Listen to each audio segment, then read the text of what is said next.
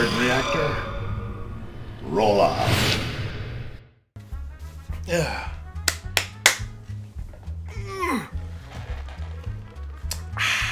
What's going on, Reactorites? And welcome back for a review of a movie, a Deadpool movie. I just got out watching the latest film, and wow. I was not ready for this. We all hoped that it would be good, but this was really, really good. I was surprised. I wouldn't even dare say that this is on, borderlines Guardians of the Galaxy level. This will be the movie of the year where people will look back and oh, that's what you could do with a superhero movie, because I just didn't see this coming. I'm not gonna bullshit you and tell you I'm a huge Deadpool fan. I have read Deadpool comics. I think probably my favorite writer for Deadpool was probably Daniel Way. He did a really good run with him, especially Dark Reign. If you've never read Dark Reign, really good, very funny. It's majority of it's around Deadpool fighting who he thinks is Hawkeye, but it's actually Bullseye. And some of the panels in there, it's just hilarious and it's comic gold. And at first I was a little bit worried when I saw a lot of the trailers. It was just very over the top, and I know that for some people, people just dislike Deadpool right out. They're just full on Deadpool, and they just love anything that comes out Deadpool. But then there's others that it's got to have a variety of taste. Same thing with every comics. Some people just like certain runs, and I've read some other people that have also written Deadpool, and just some of them just aren't as good, or just to me, or they're just a little too much. But that's why I was kind of worried about this movie, and seeing that it was rated R, and that what we were seeing seemed like it was going to be most of the funny parts of the movie. But this movie got deep. This movie was pretty serious. The whole funny banners, the love story thing, that's pretty real. It's pretty true. It is at its heart a love story, and it's a very serious love story. And one of the things I loved about the movie was that in moments where it's doing the flashbacks, Deadpool's very zany, even Ryan Reynolds, he's very charismatic. And then when he would go back and tell his story and tell about the hard parts of his origin, his tone changes. It's not Deadpool, it's Wade Wilson, and it's just very serious. But then the way that they were able to even it out, you had zany parts, and then you had more serious parts, and giving you the backstory of how this all came to be. And they just did a really good job of just mixing both of the both different feels and different tone of the movie. It was pretty good. Tim Miller, director, he definitely deserves his props for that, because that's a hard thing to do. And especially with Deadpool, if you see with the video games, sometimes you can go a little bit too over the top, and to tell that kind of story, to really give Deadpool a serious backstory and a serious moment for his first film, it's pretty impressive. I'm sure I was like a lot of people. It's some people just don't like Fox anymore. People have just lost all trust in them with everything they've done with Fantastic Four, and some people like the stuff that they're doing with the X-Men, some people don't, and it's kind of half here, half there. And then they were oh God, please, whatever you do, don't ruin Deadpool. And I think it's safe to say that they didn't. They did a really good job, and they did a really good they did a really great job at setting him up for more, and setting him up for a franchise. And hopefully the movie does well and it's received well.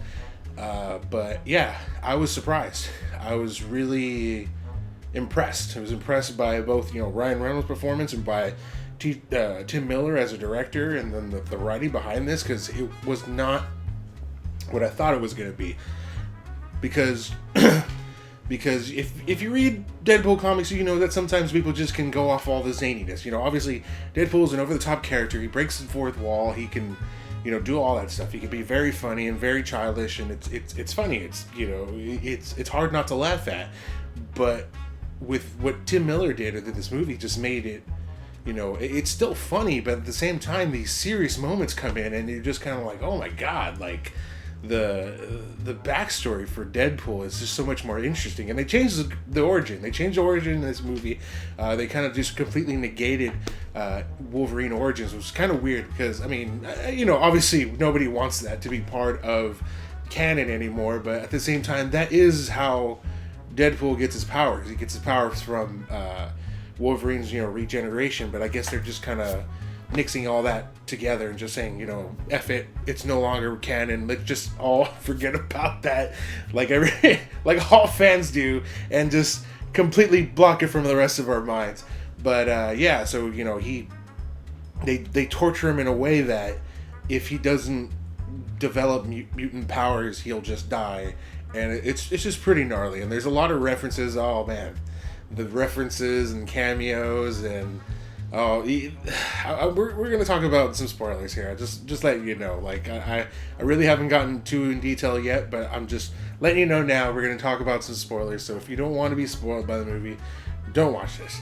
Don't watch this yet. Wait, go see it, and then we'll talk about it. But the cameos. Stan Lee as a strip club DJ, hilarious.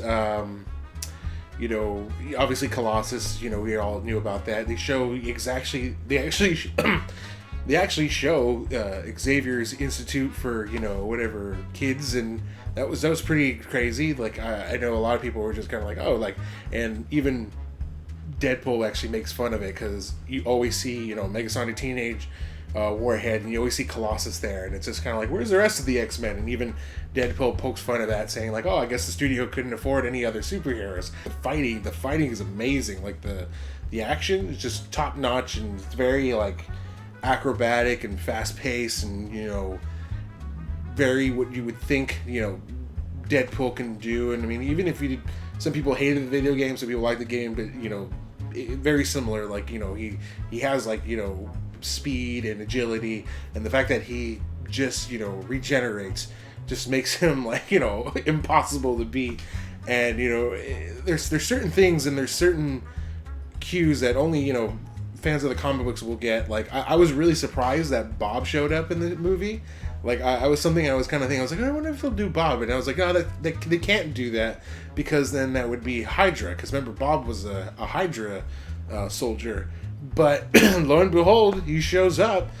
And the other thing we have to talk about, and I hope that we hear how this happened, there is a S.H.I.E.L.D. helicarrier in this movie. How did that happen? Like, there has to be some sort of explanation, because even my friends were like, oh, I'm sure just it's an aircraft carrier, and I'm like, no, that's a helicarrier. You can see the fans, the turbines on the side that lift it up. That's big. That's really big. Like, we really need to find out how this happened and why this was allowed, and that's really cool. And hopefully that means for more crossover stuff between Fox and Marvel Studios, because obviously fans want to see that stuff. And even the people involved, in, as far as like Hugh Jackman said it a bunch of times, so is Ryan Reynolds, who just recently said he wanted to do something with Spider-Man I think last month or in the previous month. So hopefully we get to see that. Hopefully this is just like them talking will lead to more cool stuff and cool crossovers. But let's go back to the movie. If you're a Deadpool fan, or if you're just a fan of comic books, if you love like comic book genre, and if you like action films, this is a good movie for you.